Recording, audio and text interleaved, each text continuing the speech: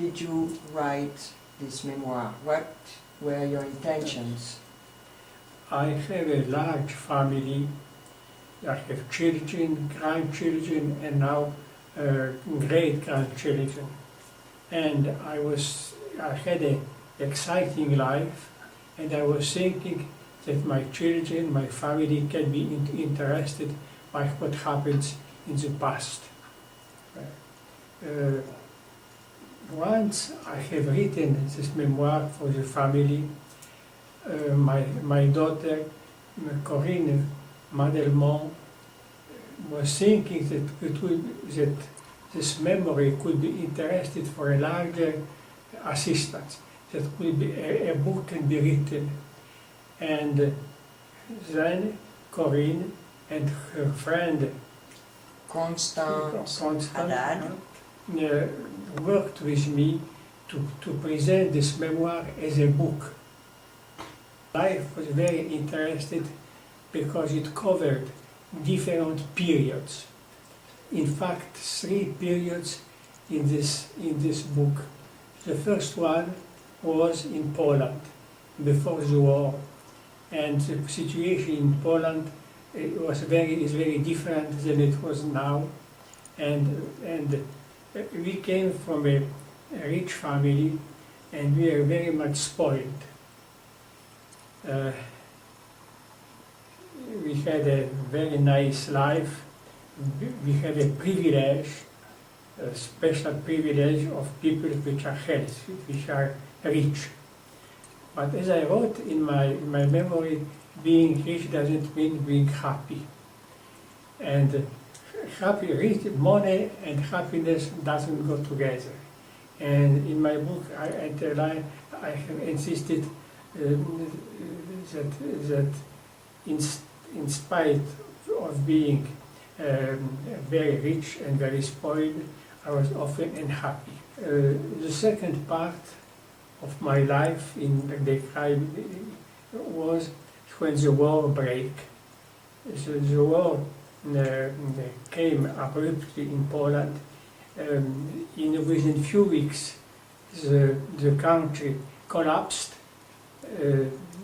and many Polish people were obliged to go abroad in order to avoid being taken by German, and then also by Russian, because Russia we were not prepared to this, and within a few days we decided to quit, leaving everything behind us.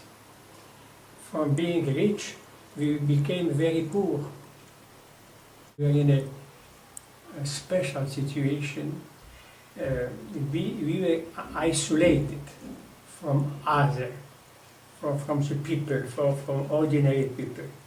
Therefore, I didn't go to a school, even to a private school, because not to be mixed with bad manner. Therefore, my education was done by private professors that came at our house to teach us, to teach me and my everything. And it was very, very bad, because we didn't interact with the people, we didn't interact with young men. We were completely separated. We didn't know what the real world is.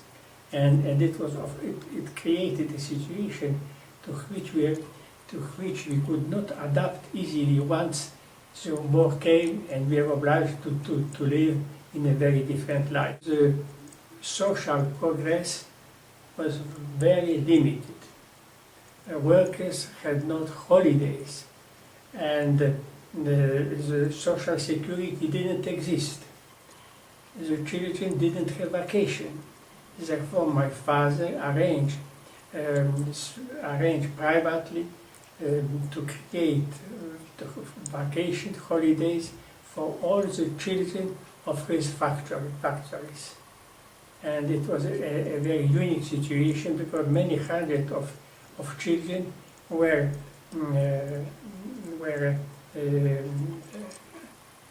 taken to the sea and to the mountains and so on, to have a nice vacations. It was a very exceptional situation.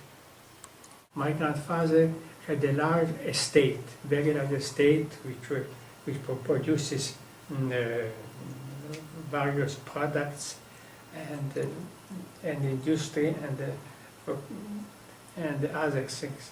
So my father continued this activity and increased this activity even more, and therefore it was very lucrative. The sugar, for example, is one of the raw material which was very developed in Poland because the soil was good. And the other was the coal industry, and the sugar industry were the top exporter of Poland. And my family was there. I never understood why my father didn't predict the war and the issue of the war, because it was so evident that Hitler will crush Poland in a short time. Therefore, nothing was prepared. Nothing was prepared. And my father left Poland with us, leaving everything, everything as it was, and losing everything.